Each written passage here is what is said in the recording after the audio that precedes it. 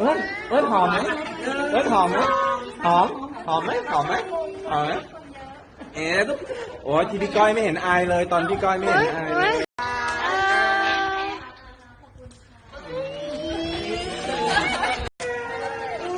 อะไรนะอีกรอบนึง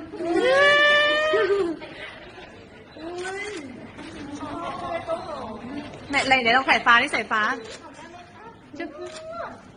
สวยพี่คนสวยลูกคนไหนสวยโอ้ย